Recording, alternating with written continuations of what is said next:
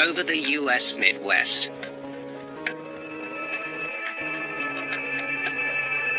Let's keep climbing with 1,500 feet per minute. Roger.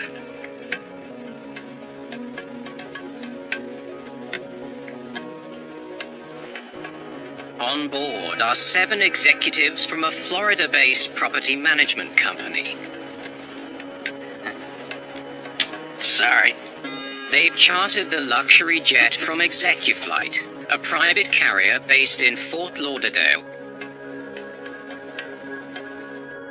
Donnie Shackelford is a former captain who flew with ExecuFlight.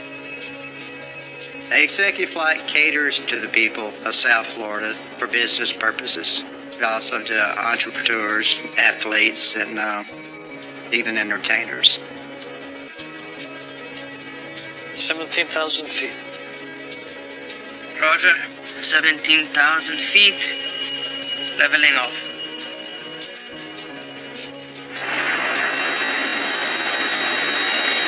ExecuFlight 1526 is flying a short 35-minute flight, northeast from Dayton to Akron, Ohio. First Officer Renato Marchese is the pilot flying the twin-engine Hawker 700.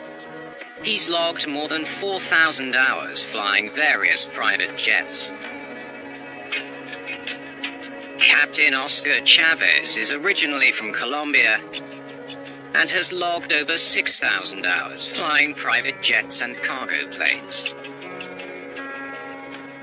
The captain had flown with me as a first officer. He was a good pilot. Oscar and Renato both seemed to enjoy flying a great deal. It was a passion for both of them. Okay, guys, we've just reached our cruising altitude. You know the drill. We'll be landing in Akron in half an hour. Anyone else want a drink? The Hawker 700 passenger experience was more than comfortable. It had a good galley, had plenty of headroom. The interiors were updated. It was a very nice airplane. Cheers.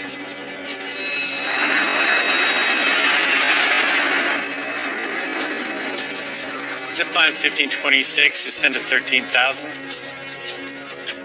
Zipline is ExecuFlight's call sign. Descending to 13,000 feet. Thank you. Zipline 1526. I'm going to check the weather. Automated weather observation. Wind 290 at 07.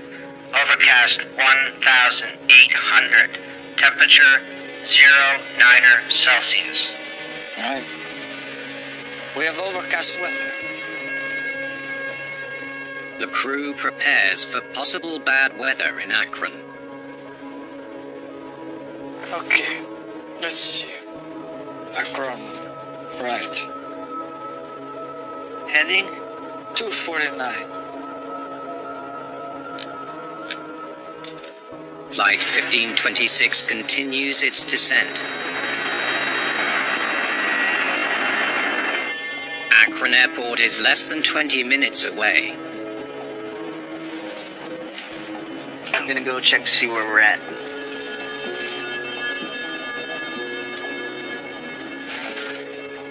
Hey, you guys know where you're going? You bet. Look, it says right here on the chart. I'd love to have you up here the whole time, but there's going to be some weather, so we can't be distracted. It's not like the airlines where you have a closed door. There's an open door. I mean, they can walk up to the cockpit and ask questions.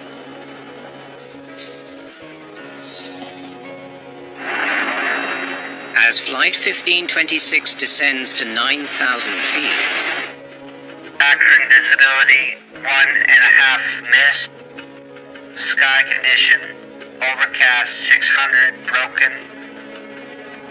the crew learns the weather in Akron is getting worse. Temperature 1 Celsius. They need to know if it's still possible to land there. 1.5 mile visibility. What visibility does this approach want? 1.25 miles. Alright, so we have visibility. 6 minutes from Akron, the crew has a new distraction. A flight instructor is teaching a student pilot how to land in bad weather on the same runway assigned to Flight 1526.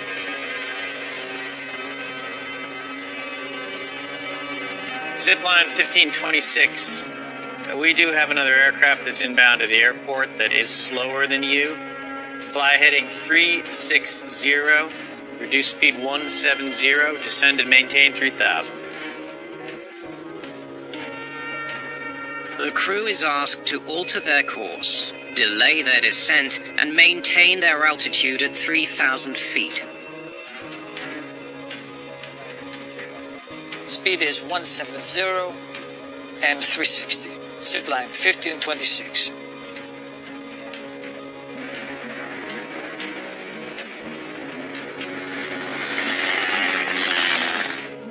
Zipline 1526, the Piper is on the ground. You are cleared for localizer 25 approach. Cleared for localizer 25. Thank you.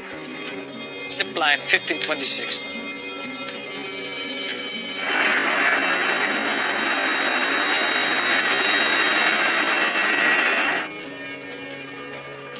The Piper radios Flight 1526 with a weather update.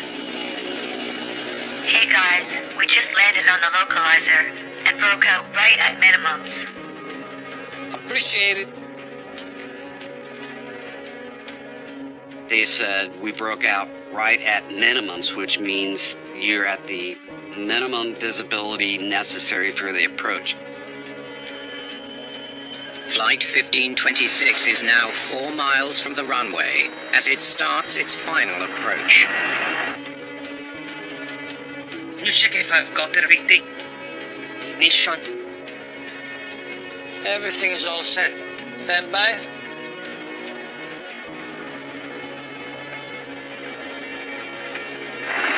Two and a half miles from the airport, the pilots are still searching for the runway.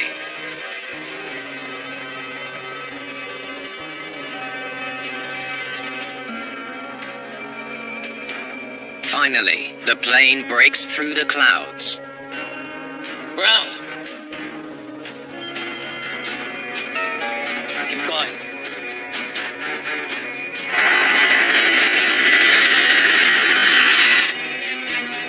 Okay, level up now. I got it.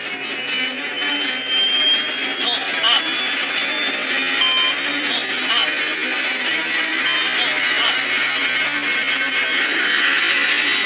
Hey, what's going on?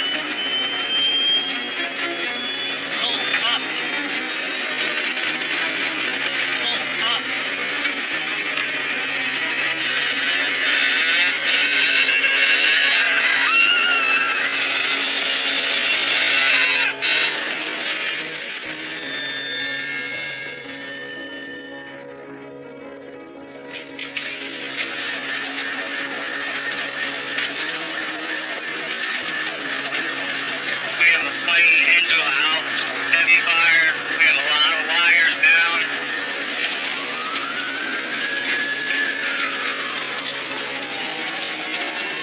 ExecuFlight 1526 has crashed into a 2-story residential building.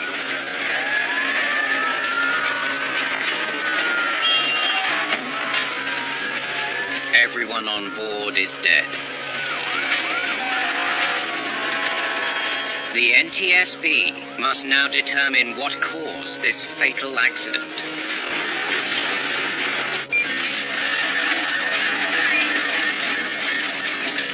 ExecuFlight 1526 plunged into a residential neighborhood in Akron, Ohio.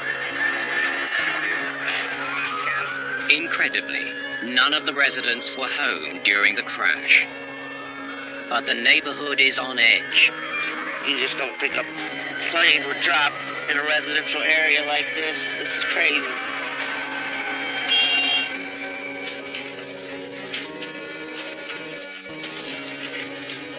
Yeah, looks like the left wing hit first. When NTSB investigators arrive on scene, they notice a large gouge leading to the crash site.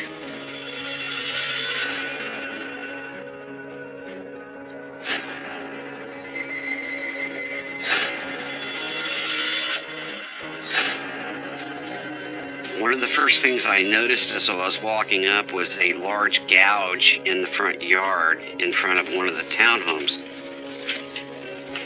It obviously told me that there was a control problem with this airplane on the approach.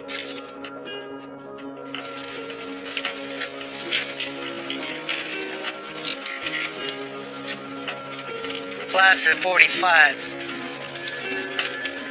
Investigators closely examine the wreckage to determine how the plane was configured.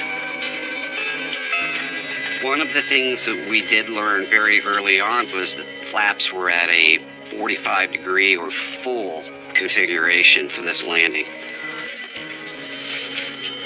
We knew they were trying to land. So, they're configured to land, and then they crash less than 2 miles from the runway. Why? Let's take a look at the engines.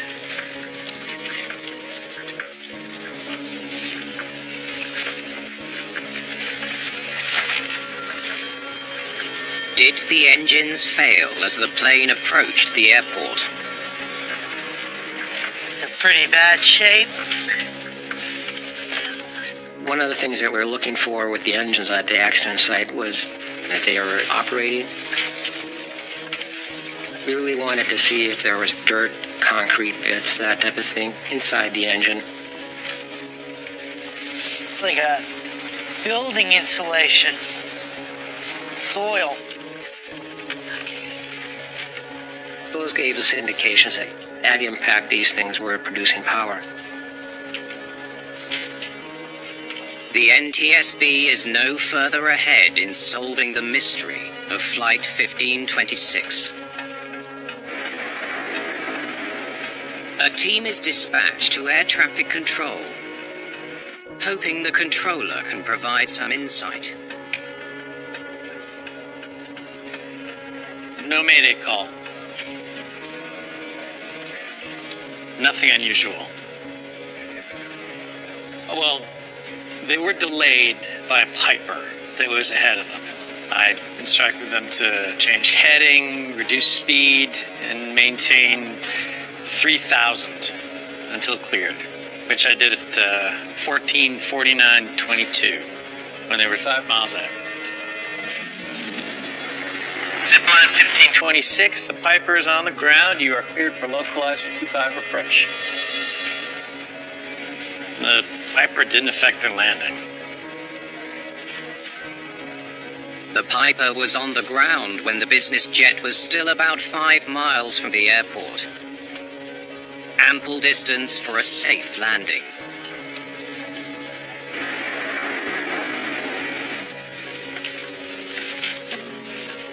At the crash site, investigators comb through the wreckage for more clues. What I needed to know was there anything in the accident wreckage that was recoverable from an operational standpoint? The material that the pilots use, the cockpit, things that could be documented. That's what I wanted to see. Hey, check this out. We found manuals that the pilots were required to have on board. This is something. Grab an evidence bag. It was damaged and it was burnt, but we were able to examine it.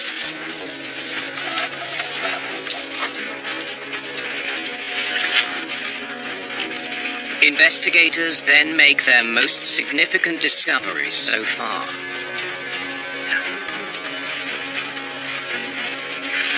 We found the angle of attack indicator in the cockpit wreckage.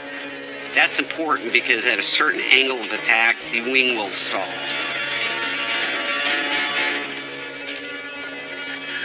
What angle were you at? It was damaged extensively, but I could see that the needle was in the red band.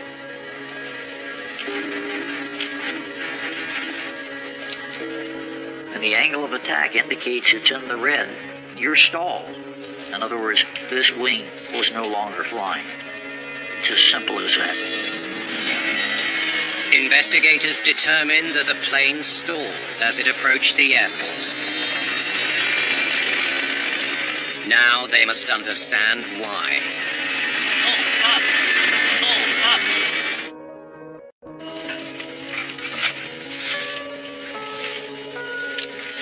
It's great. Get that to Washington. The cockpit voice recorder from ExecuFlight 1526 is recovered and sent to NTSB headquarters for analysis. When we found out the aircraft did have a cockpit voice recorder, the first thing we were very interested in doing is making sure it got back to our labs. I didn't know if we had good information. The CVR is doubly important in this case, since the Hawker 700 wasn't equipped with a flight data recorder. Flight data recorders are incredibly important because they give us a no-question look at precisely what the flight dynamics were all the way to impact. These investigations are like a jigsaw puzzle, and with a flight data recorder, the pieces of the puzzle are much bigger and easier to put together. By not having a flight data recorder, it didn't give us a whole lot of information early on in the investigation. While investigators wait for the voice recording, they work with what they have, the documents found in the cockpit wreckage. Weight and balance. Will you look at that? We found that the weight and balance didn't account for the auxiliary power unit. It's a little jet engine in the back that helps power the aircraft when it's on the ground. So, they had no APU. The team wonders how this compares to what they discovered at the crash site. Hello, APU. We saw that the APU was on board because we found it in the wreckage. Looks like they were carrying more weight than they thought.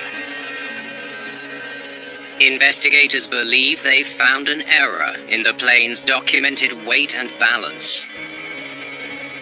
Were they too heavy? Wonder how much this plane truly weighed. The pilots made their calculations without accounting for an APU, but there clearly was one on board. We certainly had a concern about whether or not the airplane was within its weight and balance. The NTSB calculates the actual weight of the plane during its final flight. The APU weighs 300 pounds. And according to the aircraft refueler, they were loaded with 8,160 pounds of fuel, but they only rode down 7,700. So how much in total were they over by? They were only 286 pounds overweight. The plane's actual weight was slightly more than what the pilots recorded. It wouldn't really made a performance difference on the aircraft. The weight of the APU and the additional fuel was not enough to affect the balance of the airplane. But it did tell us that this crew and this company wasn't following their procedures appropriately. Somebody wasn't watching what they were supposed to be doing. Investigators need to look elsewhere to explain why Flight 1526 stalled. We knew that there was not a flight data recorder on this airplane. So that's frustrating because we don't have the precise details about the airspeed, the altitude, and the attitude of the aircraft. To solve the case, the NTSB begins compiling what data they do have. The radar data from air traffic control. Show me what you got so far. A turning point in our investigation came when our engineer was able to recreate our aircraft performance from the radar data.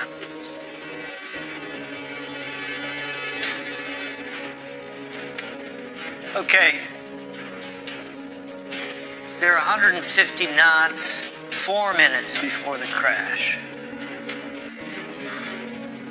Keep going. Our aircraft performance expert was able to estimate the airspeed of the airplane, the angle of attack, the attitude, the altitude, and rate of descent. As the plane approached the airport, you expect the airspeed to decrease. It drops from 300 down to 150, everything normal. Investigators find nothing unusual about the flight until they focus on the last 2 minutes. Look here. The speed drops to 130 knots, and then it keeps dropping to 98 knots. No wonder they stalled. The thing that really stood out was the excessive rate of descent. At the very end was 98 knots, which was going to stall the airplane. Airspeed is life.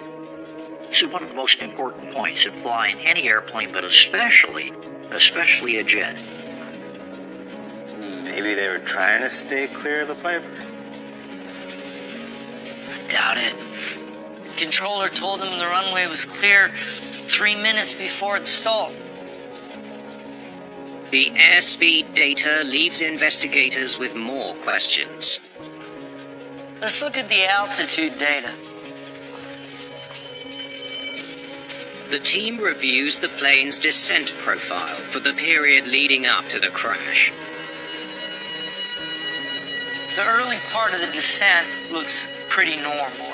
They're doing a dive and drive approach. They level off at 9,000, 5,000, 4,000. Look at that. That's odd. Can you blow that up? They make an important discovery. Look, they hold at 3,000 feet for an entire 2 minutes. That's way too long. And then they plunge steeply. Bring up the final approach they were supposed to take.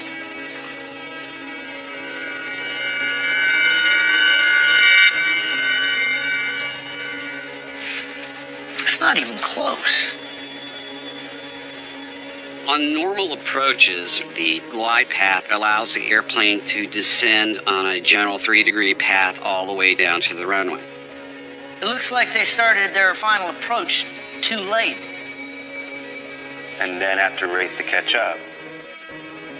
The data shows that after delaying their approach, the pilots descended very steeply and at twice the normal rate. Once they started diving the airplane down to 2,000 feet a minute to get to that lower altitude, that approach was unstable. And at that point in time, they should have executed a go-around. The controller told us they acknowledged his instruction to descend.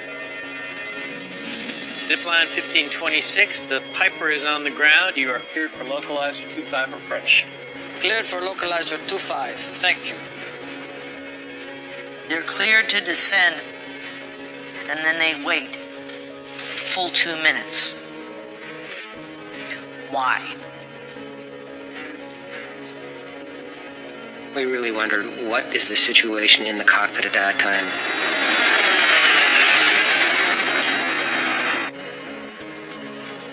NTSB investigators turn to the cockpit voice recorder from Flight 1526. to understand why the pilots delayed their final descent into Akron. Take it from the first instruction about that Piper. Zipline 1526, we do have an aircraft inbound to the airport that is slower than you. Fly heading 360, reduce speed 170, descend and maintain 3000. Down to 3,000, 170 is the speed, and 360. Zipline 1526. Down to 3,000, he wants 170 knots. Okay. I'll have to drag everything. Somebody lowered the landing gear to start slowing the airplane up and creating drag to hopefully get a little bit more spacing between them and the other airplane. Did you hear what he said? There's another plane on the approach. He's slower than us. We don't know if he's on the ground yet. The captain was very concerned about the spacing between them and the training flight and was saying that to the co-pilot. Did you hear that? Investigators hear the sound of the engine thrust decreasing. Let's see the airspeed again.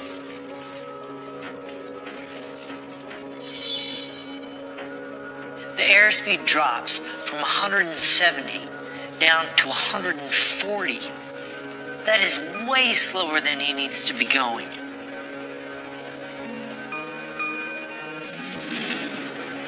Look, you're going 140. Zipline 1526, the Piper is on the ground. You are cleared for localizer 25 approach. Cleared for localizer 25. Thank you. Flight 1526 is now at 3,000 feet and positioned to fly straight into Akron Airport. They should start their descent. Why did the pilots delay their descent for 2 minutes, forcing them to catch up? You're going 120. You can't keep increasing your speed. Once the co-pilot received the warning from the captain that they were too slow, the co-pilot should have increased thrust significantly. But instead, the pilots get into a debate. Oh, 120. Where do you get 120? It's more like 125, which is the approach speed. But you've still got the flaps to go. And when they go down... This is what I'm saying. If you continue decreasing your speed... But why? Because we're going to stall. I don't want to stall. How do we... Stop. They are so busy arguing about their speed that they forget to start their descent. There was about 2 minutes of conversation concerning the airplane's speed. The pilot and first officer were actually arguing that it was getting too slow. That delay of almost 2 minutes was critical. He's already too slow, and he's overflown the altitude he should be at. And now they've got to chase the approach. Now he's got to get the airplane down fast. Okay. What investigators hear next is even more shocking. Hey guys, we just landed on the localizer and broke out right at minimums. They were notified that the smaller airplane had landed safely on the runway. Full flaps.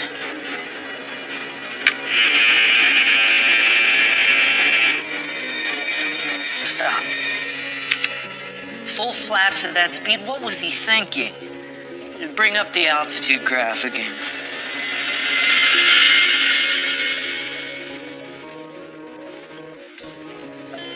Okay, that's why the plane starts to drop like a rock. The team finally understands why Flight 1526 ended up in a 2,000 feet per minute descent, twice the recommended rate. The first officer was racing to get the plane back on course. The airplane is too high, it's too slow, and with full flaps rather than partial flaps. they really needed to get down in a hurry. And really that is the turning point when we said this airplane is not configured properly for the approach. And this puts the crew and passengers in really a lot of danger. You should have just called a missed approach. Try it again.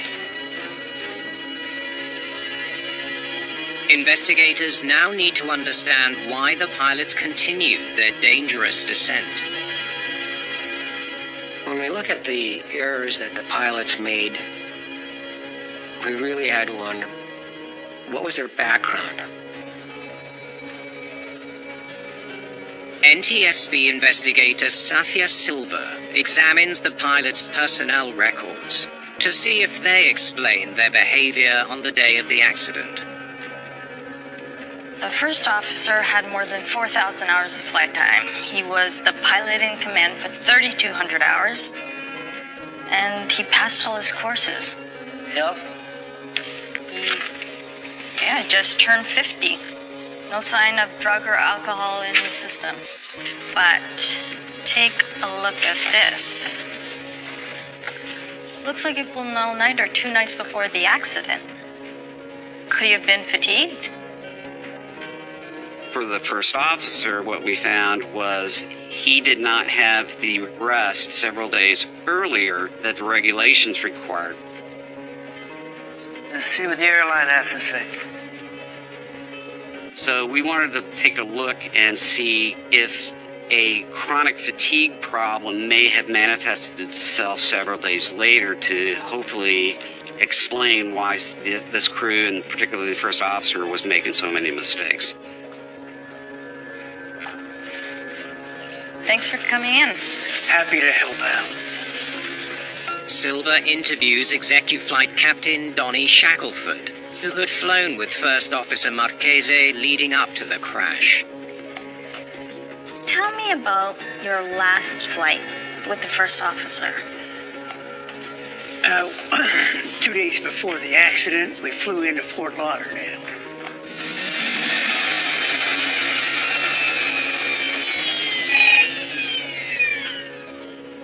They want me to fly to Mexico overnight. Like now. That would be fine to go, considering the duty time issue, as long as they remained overnight in Mexico. So, did he sleep overnight in Mexico? Nope, came right back to Fort Lauderdale. I talked to him the night before the crash. He told me that he was worn out from the other trip. Even though he was legal as far as the number of hours between, he was not rested. He should not have been on that flight.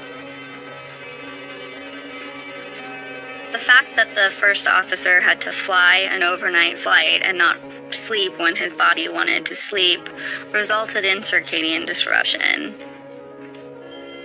We know that human beings have limits. If you're not getting the appropriate sleep over time, your attitude can go to heck in a handbasket, and that can crash airplanes. Because the first officer did have the required amount of sleep the night before the crash, investigators can't definitively point to sleep deprivation as the cause of their poor decision-making. There's something about the flight that still troubles Silva. How often would the first officer be the pilot flying?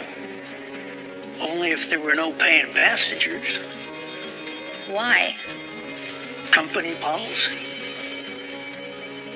The company did have a procedure to enable first officers to get experience flying the aircraft, and those were in empty legs where passengers weren't on board.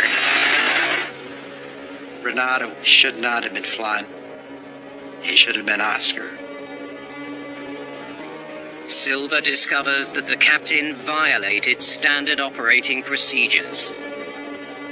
What we don't know, and what is a little confusing, is why in this case, when you had passengers in the back, you had weather that was going to be a factor, and an approach that was going to be relatively challenging, why this captain decided to allow his first officer to fly.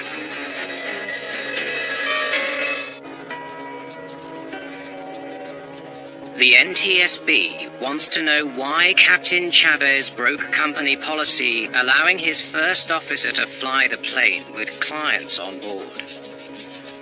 Take a look at this. The captain didn't get much sleep either. He got a full night's sleep before the crash, but he didn't get a full 8 hours for 4 nights before that. Maybe he was also fatigued. That's possible. As we looked further back into his records, it looks like the days prior, he actually only averaged about 6 hours of sleep. Investigators listen for any indication of fatigue on the cockpit voice recorder. Let's pick up where we left off, the start of the final descent.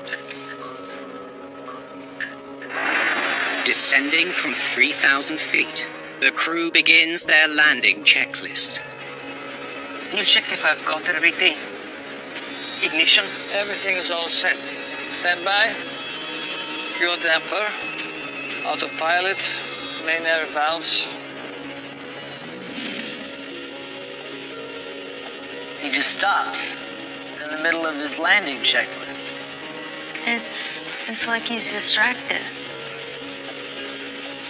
There were checklists that were supposed to be done all the way through. We found on the cockpit voice recorder all the checklists that they should have complied with were never completed.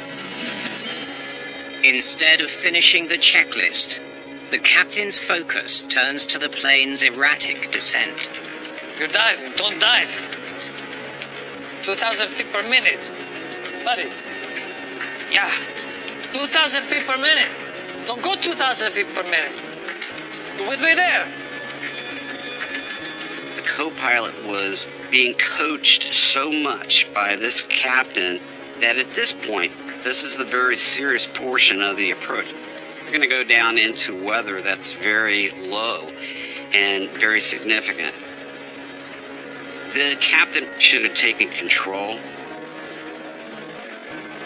When it's time for the captain to say, I got the airplane because you're not performing well enough, there should be no question and no hesitation. Why wouldn't he take over? Investigators hear more than the effects of fatigue on the recording. By having the first officer fly, this captain then was dividing his time being a captain and also being an instructor. We found he wasn't appropriately managing the cockpit as a captain. Don't go 2,000 feet per minute when you're 500 feet above the ground.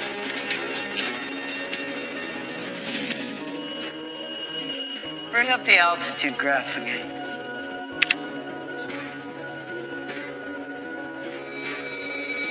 They're less than 500 feet off the ground. That's below their minimum descent altitude. It's critical that you do not descend below that altitude until you have a visual view of the airport or the runway. But they continue to descend. Ground. He can see the ground, but not the runway. They're coming down from 3,000 feet, and they've got to get to the minimum descent altitude, which is only 500 feet above the ground. There's not much room to work with here if you screw this up. Keep going. The CVR reveals that the captain violated a fundamental rule by continuing the descent without the runway in sight. If you don't see the field, then you do a go-around. Because the pilots were still looking for the airport while descending below minimum altitude, neither of them noticed their decaying airspeed. Okay, level out now. Got it. Oh, up. they've been too slow for the last little while, and they don't recognize, even with the stick shaker banging away, that they are in an aerodynamic stall. Pull up! Pull up! That doomed them. They weren't able to recover from the storm.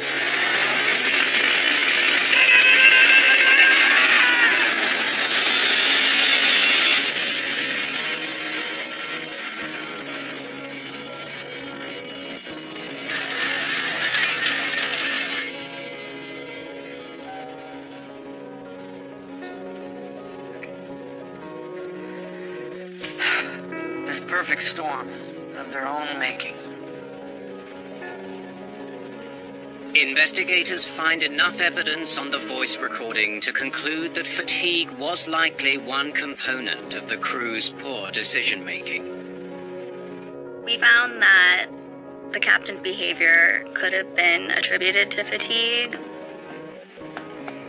But fatigue alone doesn't explain the long list of botched procedures on Flight 1526. They broke so many rules, makes you wonder who trained them. They weren't following their procedures. They missed checklists and call-outs. They got delayed on the approach. They were flying in the wrong configuration. We decided to go back and take a look at their training. What was it that led up to them making these mistakes?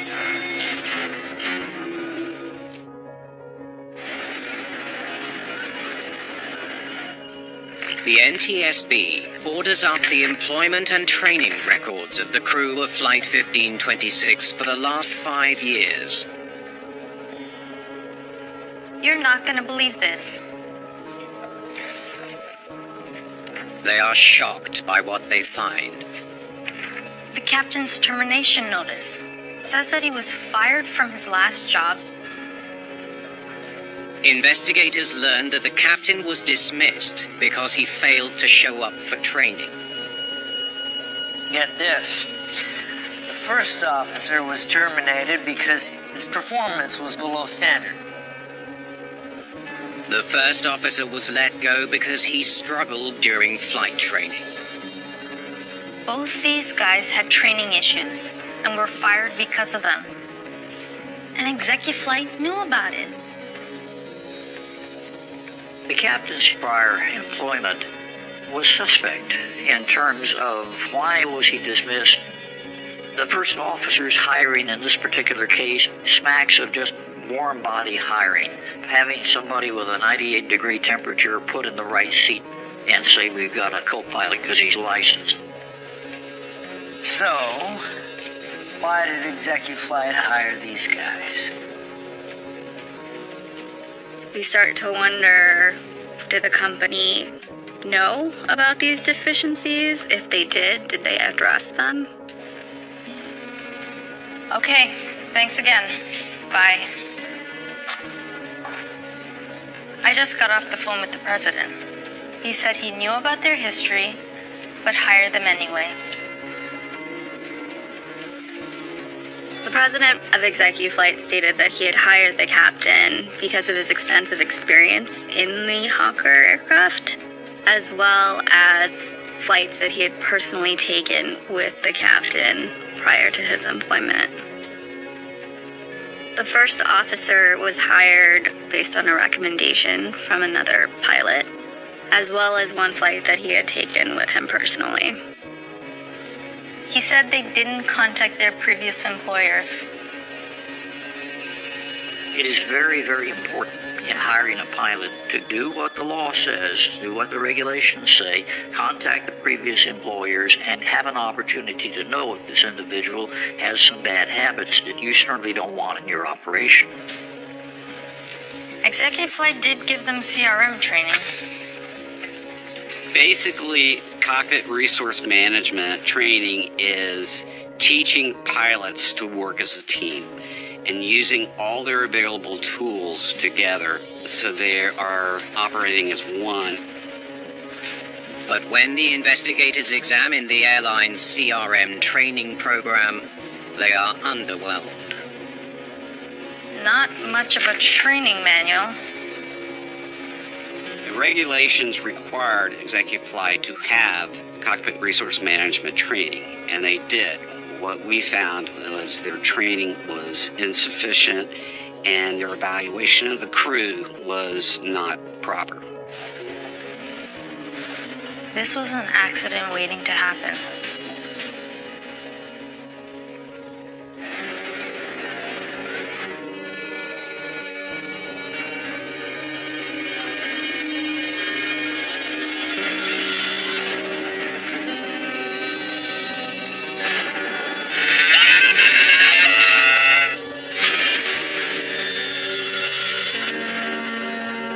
The NTSB concludes that the probable cause of the crash was the crew's mismanagement of their approach, deviation from operating procedures, and ExecuFlight's lax hiring and training practices.